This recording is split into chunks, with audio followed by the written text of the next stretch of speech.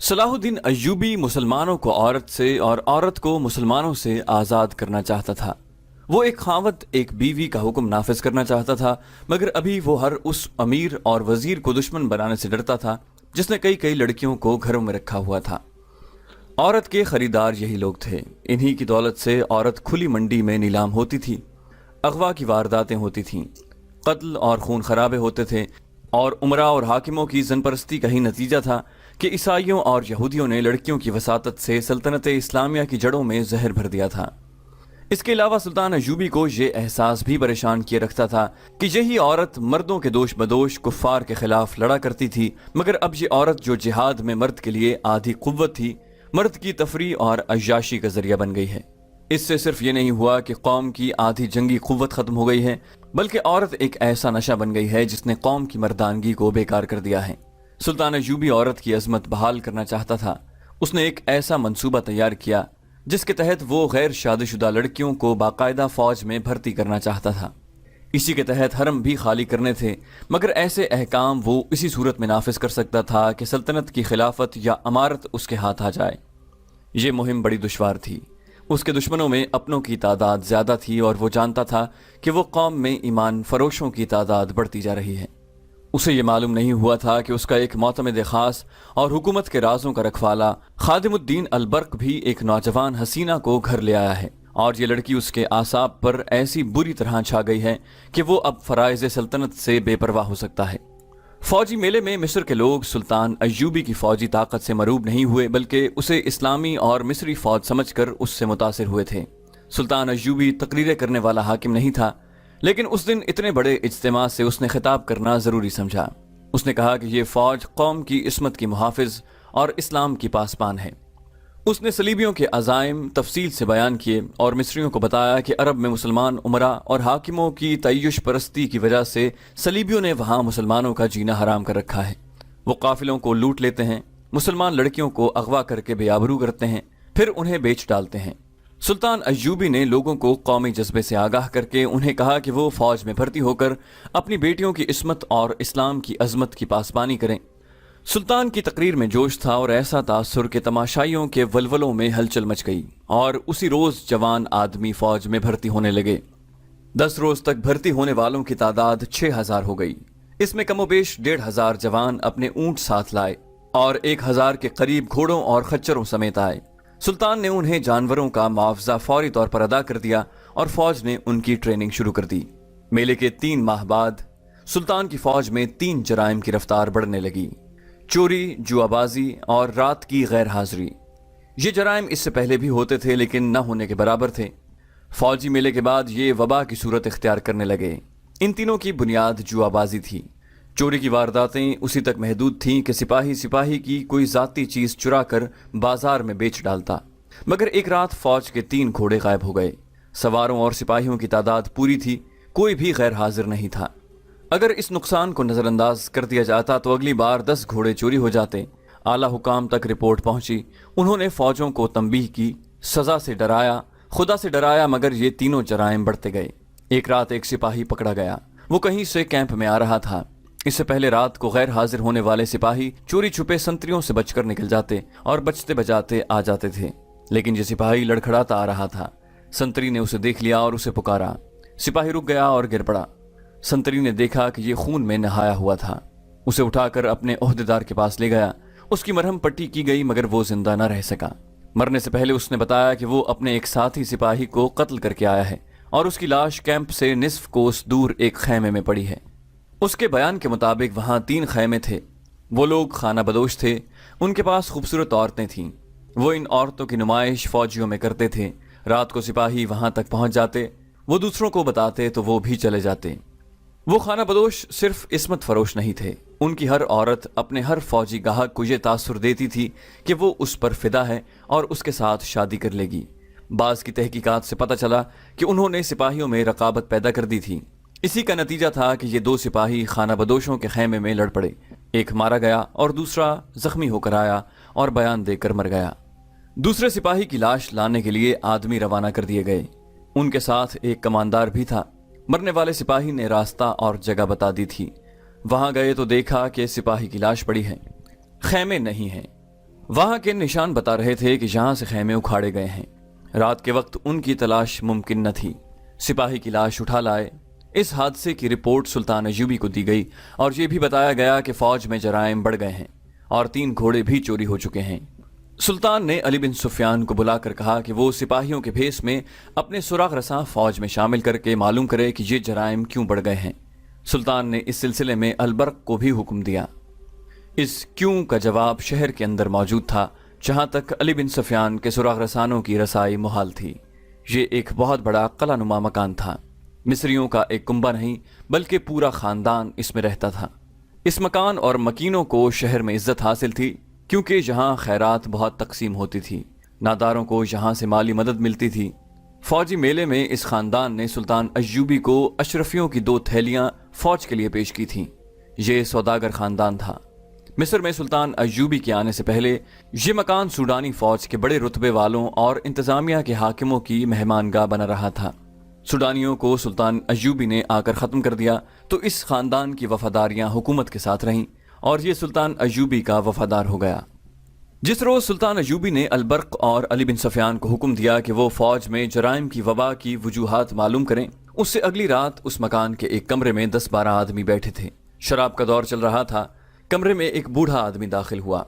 उसे देखकर सब उठ खड़े हुए। उसके साथ एक बड़ी खूबसूरत लड़की थी जिसका आधा चेहरा नकाब में था। कमरे में दाखिल होते ही दरवाज़ा बंद कर दिया गया और लड़की ने नकाब उठा दिया।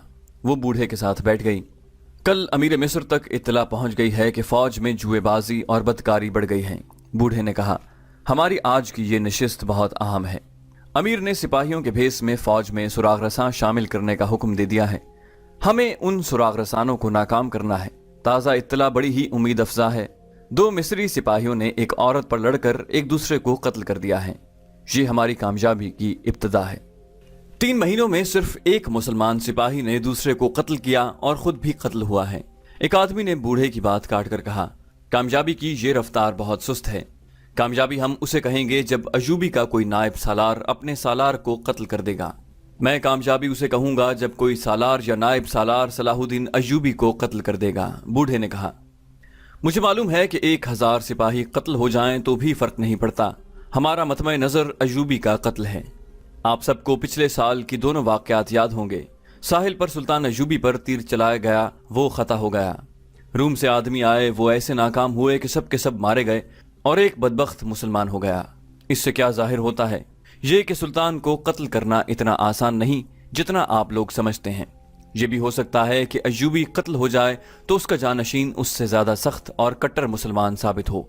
इसलिए ये तरीका ज़्यादा बेहतर है कि उसकी फ़ौजों को इस खूबसूरत तबाही के रास्ते पर डाल दो जिस पर सलीब के परिस्तारों ने बगदाद और दमिश्क के मुसलमान उमरा और हाकिमों को डाल दिया है। सलीब के परिस्तारों और सूडानियों को शिकस्त खाए 1 साल गुजर गया है। एक ने कहा, इस 1 साल में आपने क्या किया है? मोहतरम, आप बड़ा लंबा रास्ता इख्तियार कर रहे हैं। 2 आदमियों का कत्ल बेहद लाजमी है, एक सलाहुद्दीन अय्यूबी, दूसरा अली बिन सुफियान। अगर अली बिन सुफियान को ख़त्म कर दिया जाए तो अय्यूबी अंधा और बहरा हो जाए। एक और ने कहा, मैंने वो आंखें हासिल कर ली हैं जो सुल्तान अय्यूबी के सीने के हर एक राज को देख सकती हैं। बूढ़े ने कहा और उस लड़की की पीठ पर हाथ फेरा जो उसके साथ आई थी। बूढ़े ने कहा, ये हैं वो आंखें, देख लो इन आंखों को, इनमें क्या जादू है। तुम सब ने सलाहुद्दीन अय्यूबी के एक हाकिम खादिमुद्दीन अलबर्क का नाम सुना होगा। तुम में से बाज ने उसे देखा भी होगा। सिर्फ 2 आदमी हैं जो सलाहुद्दीन अय्यूबी के सीने में देख सकते हैं, एक अली, दूसरा अलबर्क। अली बिन सुफियान को कत्ल करना हिमाकत होगी। मैंने जिस तरह अलबर्क पर कब्जा कर लिया है उसी तरह अली पर भी कर लूंगा। अलबर्क आपके कब्जे में आ चुका है। एक ने पूछा, हाँ। बूढ़े ने लड़की के रेशमी बालों को हाथ से छेड़कर कहा, मैंने इसे इन जंजीरों में जकड़ लिया है। मैंने आज आप सबको चंद और बातें बताने के अलावा ये खुशखबरी भी सुनानी थी। हमें जल्दी बर्खास्त होना है क्योंकि हम सब का एक जगह इकट्ठा होना ठीक नहीं। इस लड़की को तुम सब शायद जानते हो। मुझे बिल्कुल उम्मीद नहीं थी कि ये इतनी उस्तादी से ये ड्रामा खेल लेगी। इसकी उम्र देखिए, पुख्ता नहीं है। मैं पूरा 1 साल ऐसे मौके की तलाश में मारा मारा फिरता रहा कि अली बिन सुफियान या अलबर्क को या दोनों को फांस सकूं। मैं उनसे मिला कभी नहीं क्योंकि मैं उनकी शनाख्त में नहीं आना चाहता था। फौजी हुकाम को सुल्तान शहरियों से दूर रखता है। आखिर उसने फौजी मेले का ऐलान किया और मुझे पता चल गया कि उसने अपने फौजी कमांडारों, सालारों और ओहदेदारों से कहा है कि मेले में वो शहरियों में बैठें और उनसे बातें करें और उन पर अपना रोब नहीं बल्कि एतमाद पैदा करें। मुझे अली बिन सुफियान कहीं नजर नहीं आया। इस लड़की को मैं साथ ले गया था। अलबर्क नजर आ गया। उसके साथ 2 कुर्सियां खाली थीं। मैंने लड़की को उसके साथ बिठा दिया। इसे मैं 8 महीनों से उस्तादी तरीके सिखा रहा था। मुझे अपना बूढ़ा खावंद और अपने आप को खरीदी हुई मजलूम लड़की बताकर इसने अलबर्क जैसे मोमिन को अपनी खूबसूरती में गिरफ्तार कर लिया। मुलाकात का वक्त और जगह तय कर ली। मैंने इसे बताया कि इसे खंडर में नाटक खेलना है। लड़की खंडर में चली गई। मैं 4 आदमियों के साथ वहां मौजूद था। 2 आदमी इस वक्त यहां मौजूद हैं। 2 को आप सब नहीं जानते। वो हमारे गिरोह के आदमी हैं। इसने अलबर्क पर साबित कर दिया कि ये उसकी खातिर जान दे देगी। हमारे 4 साथियों ने अलबर्क पर और उस पर तलवारों से हमले किए। उसने बर्छी के वार किए। ये नाटक इस कदर हकीकी मालूम होता था कि अलबर्क को शक तक न हुआ। कमबख्त के दिमाग में ये भी न आया कि तलवारों के और बर्छी के इतने वार हुए मगर कोई जख्मी तक न हुआ। मैंने ये कहकर ये खेल खत्म किया कि ये लड़की इतनी बहादुर है कि किसी बहादुर के पास ही अच्छी लगती है। मैंने उसे खुशी का इजहार करते हुए अलबर्क के हवाले कर दिया। मैंने उसे अपना नाम आसिफा बता रखा है। लड़की ने कहा, मैं हैरान हूं कि इतनी पुख्ता उम्र का हाकिम इतनी आसानी से मेरे जाल में फंस गया है। मैंने उसे शराब का आदी बना दिया है। उसने कभी नहीं पी थी। पहली बीवी उसी घर में रहती है। उसके बच्चे भी हैं, लेकिन वो सब कुछ ऐसे भूल गया है। लड़की ने महफिल को तफसील से बताया कि उसने कैसे कैसे तरीकों से सुल्तान अयूबी के इस मोतमिद खुसूसी की अक्ल को अपनी मुट्ठी में ले रखा है। इन 3 महीनों में ये लड़की मुझे सुल्तान अयूबी के कई कीमती राज दे चुकी है। बूढ़े ने कहा, सुल्तान अयूबी बहुत ज्यादा फौज तैयार कर रहा है। इसमें से वो आधी मिस्र में रखेगा और बाकी निस्फ को अपनी कमान में ईसाई बादशाहों के खिलाफ लड़ाने के लिए ले जाएगा। उसकी नजर यरूशलेम पर है। लेकिन अलबर्क से इस लड़की ने जो राज लिए हैं वो ये हैं कि सुल्तान सबसे पहले अपने मुसलमान हुक्मरानों और कलादारों को मुत्तहिद करेगा। उनके इत्तेहाद को सलीब के परिस्तारों ने बिल्कुल इसी तरह बखेर दिया है जिस तरीके से हमने अलबर्क को अपने कब्जे में लिया है। तो क्या हम ये समझें कि अलबर्क हमारे गिरोह का फर्द है? एक आदमी ने पूछा। बूढ़े ने जवाब दिया, नहीं, वो सच्चे दिल से अयूबी का वफादार है। वो उतना ही वफादार उस लड़की का भी है। ये लड़की सुल्तान, कौम और इस्लाम की वफादारी का इजहार ऐसे वालिहाना तरीके से करती है कि अलबर्क उसे कौम की जांबाज बेटी समझता है। इस लड़की के हुस्न जवानी और मोहब्बत के अमली इजहार का जादू अलग है। अलबर्क को हम अपने साथ नहीं मिला सकते। जरूरत ही क्या है, वो पूरी तरह हमारे हाथों में खेल रहा है। सुल्तान अयूबी और क्या करना चाहता है? उस ग्रोह के एक रुकन ने पूछा। उसके जहन में सल्तनत इस्लामिया है। बूढ़े ने कहा, वो सलीब की सल्तनत में इस्लाम का झंडा गाड़ने का मंसूबा बना चुका है। हमारे इन जासूसों को जो समंदर पार से आए हैं अयूबी ने गिरफ्तार और बेकार करने के लिए अली बिन सुफियान की निगरानी में एक बहुत बड़ा गिरोह तैयार किया है। अलबर्क से हासिल की हुई इत्तलात के मुताबिक उसने जांबाजों की एक अलग फौज तैयार की है जिसे वो सलीबी मुल्कों में भेजकर जासूसी और तबाही करवाएगा। इस फौज की ट्रेनिंग शुरू हो चुकी है। सलाहुद्दीन अयूबी के मंसूबे बहुत खतरनाक हैं। इन्हीं को अमली जामा पहनाने के लिए उसने फौजी मेले का ढोंग रचाया और 6-7 हजार जवान भर्ती कर लिए। लोग अभी तक भर्ती हो रहे हैं। भर्ती होने वालों में सूडानी भी हैं। मुझे ऊपर से जो हिदायत मिली हैं वो ये हैं कि अयूबी की फौज में बदकारी के बीज बोने हैं। इसका तरीका यह है कि इनके दिलों में औरत और जुआ दाखिल कर दो। बूढ़े ने बताया कि उसने फौजी मेले के फौरन बाद अपने आदमी भर्ती करा दिए थे। उन्होंने बड़ी खूबी से फौज में जुआ शुरू करवा दिया है। जुआ और औरत ऐसी चीजें हैं जो इंसान को चोरी और कत्ल तक ले जाती हैं। उसने दूसरा तरीका ये बताया कि इस्मत फरोश औरतों को ट्रेनिंग देकर फौजी कैंपों के इर्द गिर्द छोड़ दिया गया है जो ये जाहिर नहीं होने देती कि वो पेशावर हैं। इन्होंने सुल्तान के फौजियों को बदी के रास्ते पर डालने के साथ साथ इनमें रकाबत भी पैदा कर दी है। बूढ़े ने कहा, इसकी कामयाबी परसों सामने आई है। 2 सिपाही एक औरत के खैमे में बैक वक्त पहुंच गए। दोनों लड़ पड़े और एक दूसरे को बुरी तरह जख्मी कर दिया। एक तो खैमे में ही मर गया। दूसरे के मुतालिक पता चला कि कैंप में जाकर मर गया है। ये रिपोर्ट सुल्तान अयूबी तक पहुंच गई है। उसने अली बिन सुफियान और अलबर्क को हुक्म दिया है कि फौज में अपने सुराग रसां भेज कर मालूम करें कि जुआबाजी, चोर चकारी और बदकारी क्यों बढ़ती जा रही है। लिहाजा आप सब इन तमाम औरतों से जो इसी काम में मसरूफ हैं कह दें कि कैंपों के करीब न जाएं। उसी मजलिस में यह भी बताया गया कि आसिफा, जिसका असली नाम कुछ और था, 5वीं-6ठी रात उस बूढ़े को इत्तलाएं देने जाती है जो वो अलबर्क से हासिल करती है। जिस रात उसे बाहर निकलना होता है वो अलबर्क को शराब में एक खास सुफूफ घोल कर पिला देती है। उसके असर से सुबह तक उसकी आंख नहीं खुल सकती। मजलिस में ये इंकशाफ भी हुआ कि मिस्र के शहरों और कस्बों में खुफिया कहबा खाने और किमार खाने कायम कर दिए गए हैं। इनके असरात उम्मीद अफजा हैं। तरबियत याफ्ता औरतें अच्छे अच्छे घरानों के नौजवानों को बदकारी के रास्ते पर डालती जा रही हैं। अब कोशिश ये की जाएगी कि मुसलमान लड़कियों में भी बेहजाई का रुझान पैदा किया जाए। ये महफिल जो जासूसों का एक खुफिया इजलास था, बर्खास्त हुई। वो सब इकट्ठे बाहर न निकले। एक आदमी बाहर जाता था, 10-15 मिनट बाद दूसरा जाता था। बूढ़ा भी चला गया, सिर्फ आसिफा और एक आदमी रह गए। आसिफा ने निकाब में चेहरा छुपाया और उस आदमी के साथ निकल गई।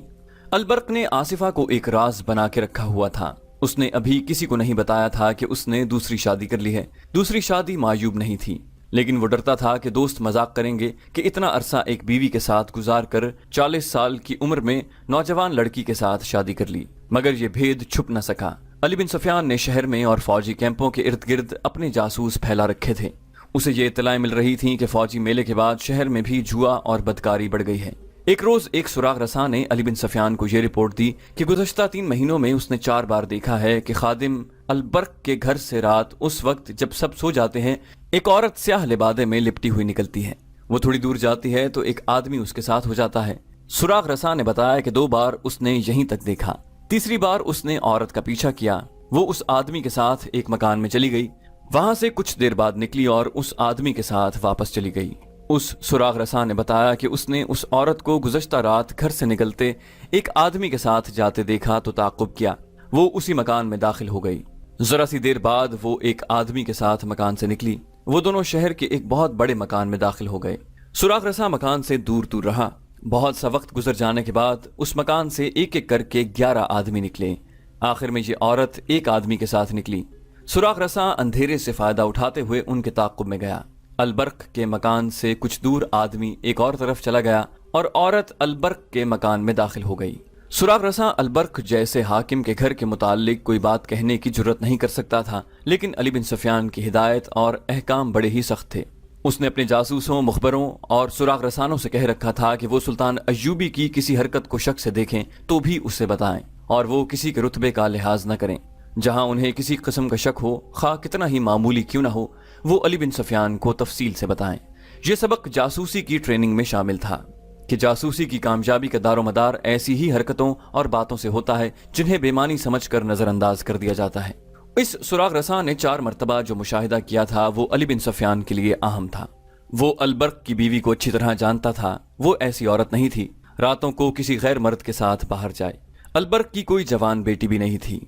ये तो किसी को भी इल्म न था कि अलबर्क ने एक नौजवान लड़की के साथ शादी कर ली है। उसने इस मसले पर बहुत गौर किया। उसे ये ख्याल भी आ गया कि अलबर्क उसका दोस्त भी है। उसे हक पहुंचता है कि उसके दोस्त के घर में कोई गड़बड़ है तो उसके लिए कुछ करे। मगर उसके जहन में जो सोच गालिब थी वो ये थी कि शहर में मशकूक औरतों का रेला सा गया है। कहीं ऐसा तो नहीं अलबर्क किसी बदकार औरत के चक्कर में आ गया हो। एक तरीका उसके दिमाग में आ गया। उसने अपने महकमे की एक औरत को इस रूप में अलबर्क के घर में पहुंचा दिया कि वो एक मजलूम औरत है, उसका खामद मर गया है और उसके बेटे आवारा हो गए हैं, लिहाजा उसकी इयानत की जाए। हिदायत के मुताबिक ये औरत उस वक्त अलबर्क के घर में गई जब वो घर में नहीं था। दूसरी हिदायत के मुताबिक वो सारे घर में फिरी तो उसे आसिफा नजर आ गई। ये औरत अलबर्क की पहली बीवी से मिली, अपनी फरियाद पेश की और कहा कि वो अलबर्क की पहली बीवी अलबर्क से उसकी सिफारिश करे। बातों बातों में उसने कहा कि आपकी बेटी की शादी हो गई है या अभी कंवारी है। उसे जवाब मिला, ये मेरी बेटी नहीं, मेरे खामद की दूसरी बीवी है। 3 महीने हुए इन्होंने शादी की है। अली बिन सुफियान के लिए ये इत्तला हैरान कुन थी। उसके दिल में यही शक पैदा हो गया कि रात को बाहर जाने वाली उसकी नई बीवी हो सकती है। अली ने एक और औरत के हाथ अलबर्क की पहली बीवी को पैगाम भेजा कि वो उसे कहीं बाहर मिलना चाहता है, मगर अलबर्क को पता न चले। उसने ये भी कहला भेजा कि उनके घर के मुताल्लिक कोई बहुत ही जरूरी बात करनी है। अली ने मुलाकात के लिए एक जगह बता दी और वक्त भी बता दिया, और वक्त वो बता दिया जब अलबर्क दफ्तर में मसरूफ होता था। वो आ गई। अली बिन सुफियान के दिल में इस मुअज़्ज़िज़ औरत का बहुत ही एहतराम था। उसने अलबर्क की बीवी से कहा कि उसे मालूम हुआ है कि अलबर्क ने दूसरी शादी कर ली है। बीवी ने जवाब दिया, खुदा का शुक्र है कि उसने दूसरी शादी की है, चौथी और 5वीं नहीं। बातें करते करते अली बिन सुफियान ने पूछा, वो कैसी है? बीवी ने जवाब दिया, बहुत खूबसूरत है। अली बिन सुफियान ने पूछा, शरीफ भी है? आपको उस पर किसी किस्म का शक तो नहीं? कुछ देर तक वो गहरी सोच में पड़ी रही। अली ने कहा, अगर मैं ये कहूँ कि वो कभी कभी रात को बाहर चली जाती है तो आप बुरा तो न जानेंगे। وہ مسکرائی اور کہنے لگی، میں خود پریشان تھی کہ یہ بات کس سے کروں۔ میرے خاوند کا یہ حال ہے کہ اس کا غلام ہو گیا ہے، مجھ سے تو اب بات بھی نہیں کرتا۔ میں اس لڑکی کے خلاف خاوند کے ساتھ بات کروں تو وہ مجھے گھر سے نکال دے، وہ سمجھے گا کہ میں حسد سے شکایت کر رہی ہوں۔ یہ لڑکی صاف نہیں، ہمارے گھر میں شراب کی بو بھی کبھی نہیں آئی تھی، اب وہاں مٹکے خالی ہوتے ہیں۔ علی بن سفیان نے چونک کر کہا، شراب؟ البرق شراب پینے لگا ہے؟ بیوی نے کہا، صرف پیتا نہیں ہے، بدمست اور مدہوش ہو جاتا ہے۔ میں نے 6 بار اس لڑکی کو رات کے وقت باہر جاتے اور بہت دیر بعد آتے دیکھا ہے۔ میں نے یہ بھی دیکھا ہے کہ جس رات لڑکی کو باہر جانا ہوتا ہے اس رات البرق بے ہوش ہوتا ہے، صبح بہت دیر سے اٹھتا ہے۔ لڑکی بدماش ہے، اسے دھوکہ دے رہی ہے۔ علی بن سفیان نے کہا، لڑکی بدماش نہیں، وہ جاسوس ہے، وہ البرق کو نہیں قوم کو دھوکہ دے رہی ہے۔ بیوی نے چونک کر کہا، جاسوس؟ میرے گھر میں جاسوس؟ وہ اٹھ کھڑی ہوئی، دانت پیس کر بولی، آپ جانتے ہیں کہ میں شہید کی بیٹی ہوں۔ البرق پکا مسلمان تھا، اس نے زندگی اسلام کے نام پر وقف کر رکھی ہے۔ میں بچوں کو جہاد کے لیے تیار کر رہی ہوں اور آپ کہتے ہیں کہ میرے بچوں کا باپ ایک جاسوس لڑکی کے قبضے میں آ گیا ہے۔ میں اپنے بچوں کے باپ کو قربان کر سکتی ہوں، قوم اور اسلام کو قربان ہوتا نہیں دیکھ سکتی، میں دونوں کو قتل کر دوں گی۔